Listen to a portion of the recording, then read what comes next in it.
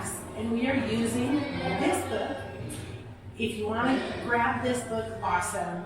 It is $9.95, and I will put the link to the description in the description of this video. If you don't want to get it, don't worry about it. You can just watch these YouTube videos and hang around with us. So today we are in a super duper cool location. So super duper cool that I really can't tell you the exact location, but I will tell you that we are in Central Asia. And I could not be more excited to share this with you. And I know I'm not sharing a whole lot with you right here, but there is that really cool thing up there and stuff. But I can tell you that we are in a palace, and this is a hotel. We were blessed enough to stay at this really cool palace hotel last night. And at the end of this video, my handy dandy cameraman, shout out to Robbie. So my handy dandy cameraman at the end of this is, without words, he's just going to walk the camera outside so you can see the garden and this awesome wedding happening, and it's super duper cool.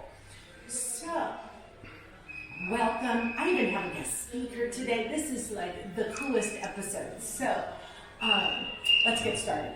I am going to start on Acts 4:16. So this is what it says.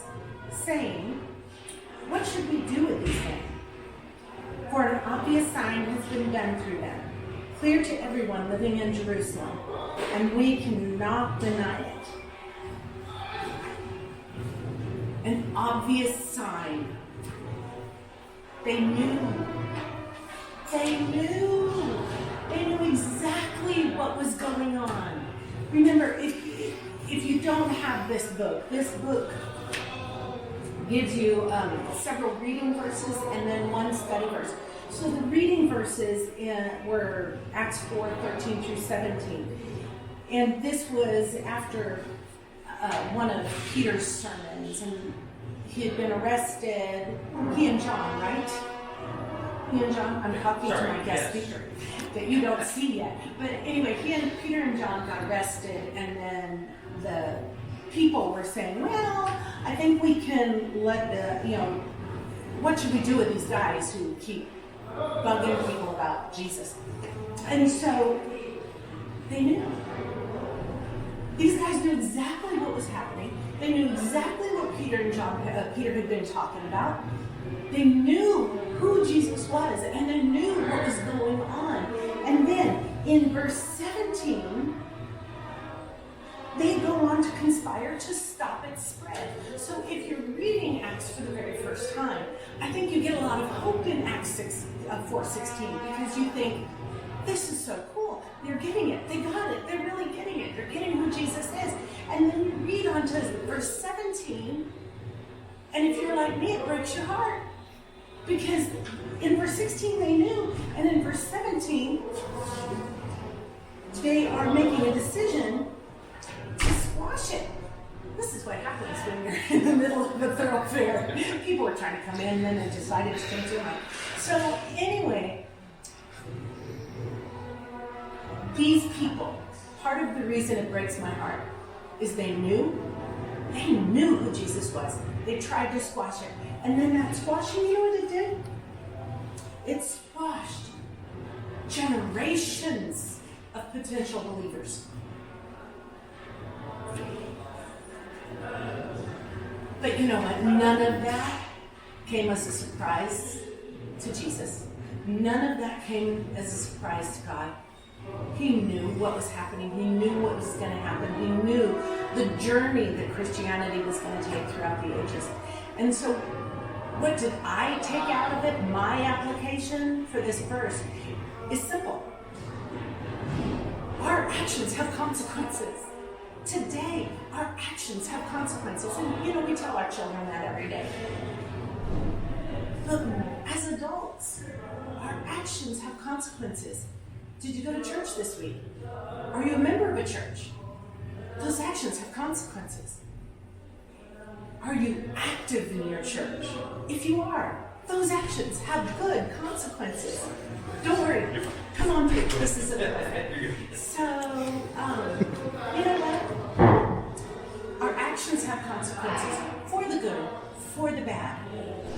good ones. Get involved in the church. Have fellowship with believers. We can tease ourselves, we can fool ourselves all day long that it's not important to be in a church. You can have a faith relationship in Jesus and not belong to a fellowship of like-minded believers. But it enriches your faith exponentially. So, that's the end of that verse. We are going on to the next verse, which is Acts 4, coming, 19. And here's where we have our guest speaker. So, this is Luke McKinnon, and if you have done anything with me, you know that I quote him all the time. You may not realize how much I quote him, but I quote him all the time. So anyway, we're sitting here in Central Asia Art with a whole team of people, and I was reading through Acts 4:19, and he has been doing these devotionals every morning, and he did a devotional that really hit the same chords on 1st and 2nd Corinthians verses.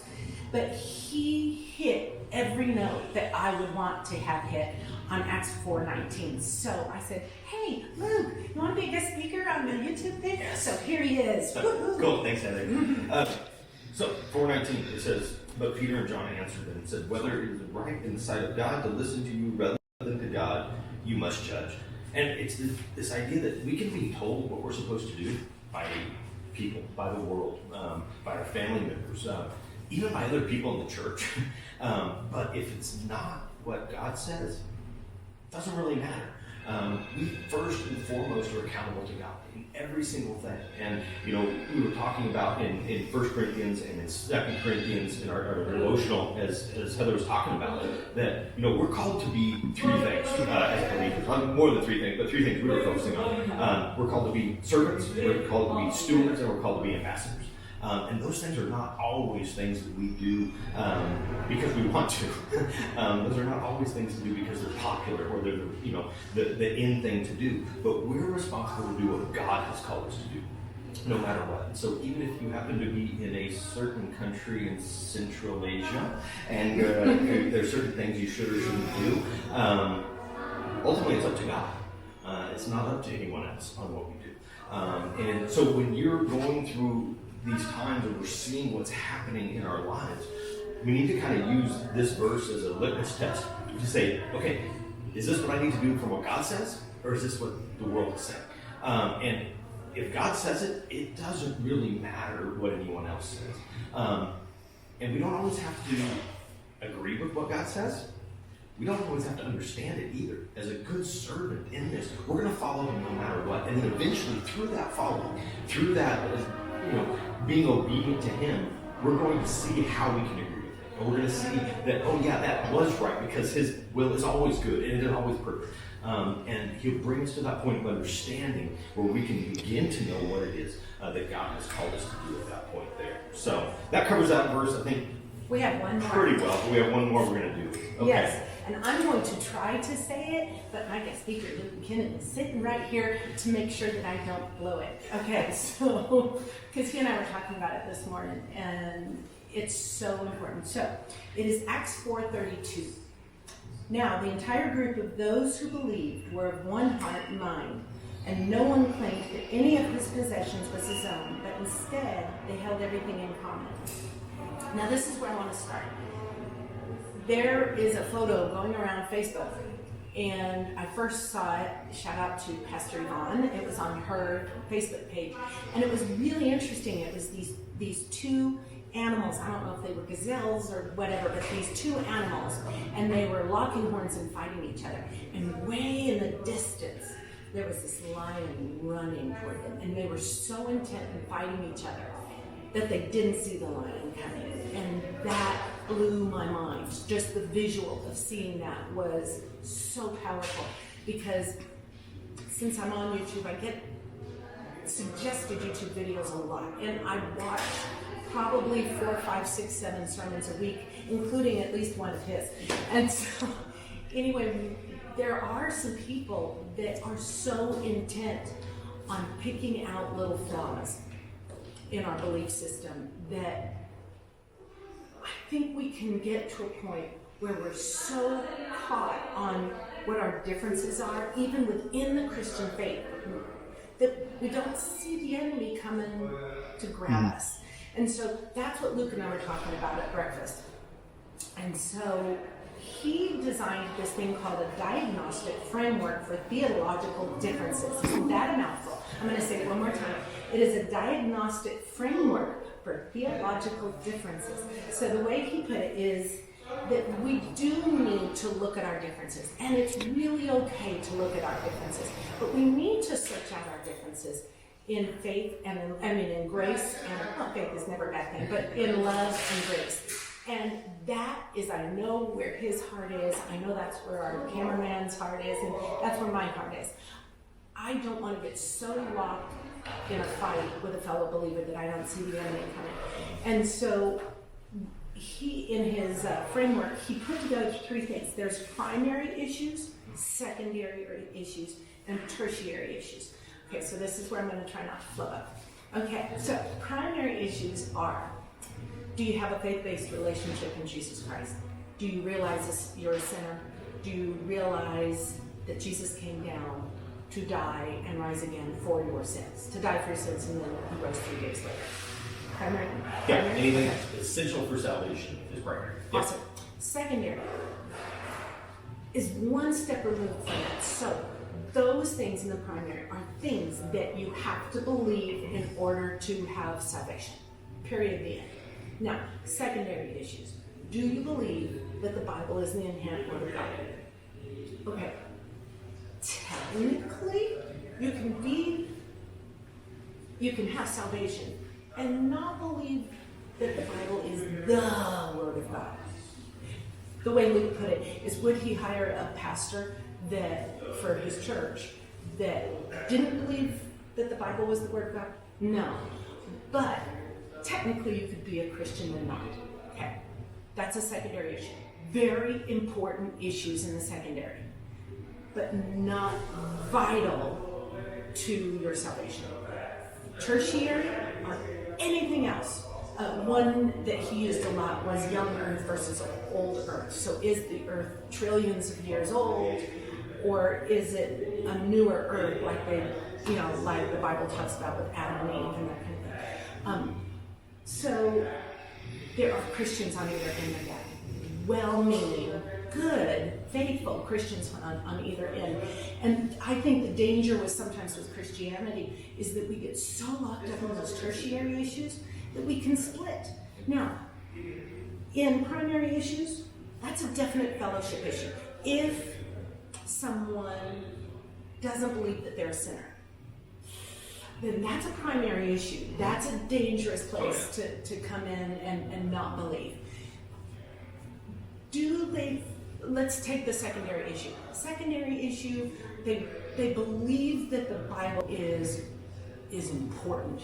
They believe that the Bible is something we need to look at, but they believe that a lot of it was cultural back to them and it doesn't really apply to us. Could they be Christian? Could they be saved? Absolutely they could. But we could talk about it some more with love and grace. Tertiary issues require love and grace. We do not need to get locked up and locked horns in what Luke said, in what color the carpet is at the church that we're about to get changed to.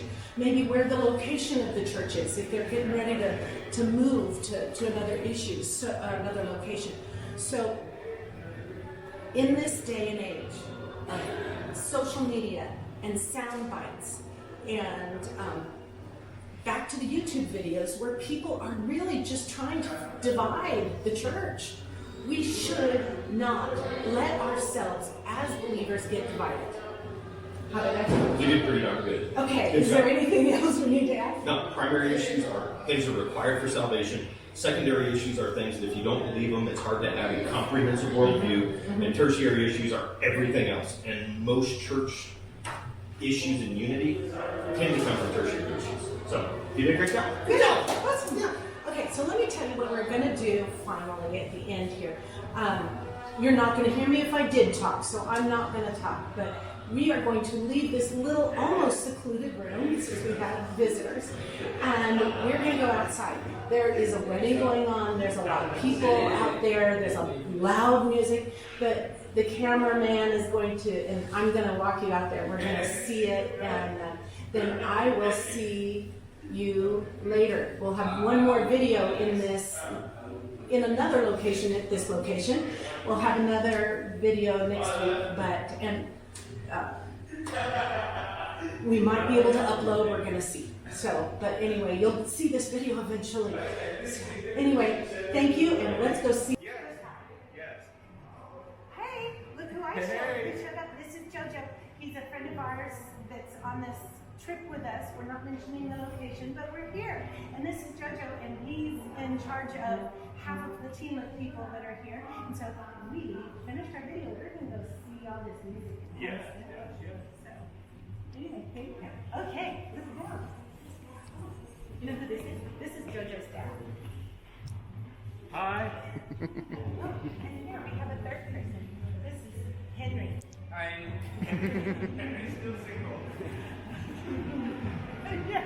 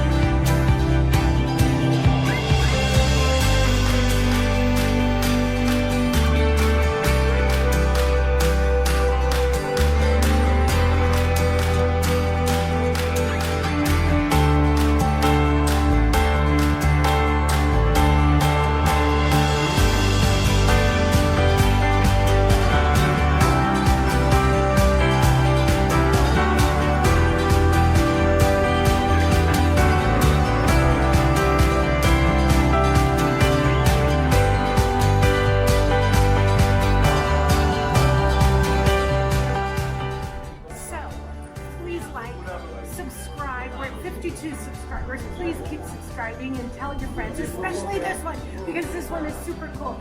And these are two of my special people, and they're teammates, and Ashley and Anna, and we're here in Central Asia together. So this is really, really fun. And you know, as I say in every video, please put your worries at the feet of Jesus. And today, you know what? Put arguments at the feet of Jesus and let Him handle them, because God's got this. I love you all.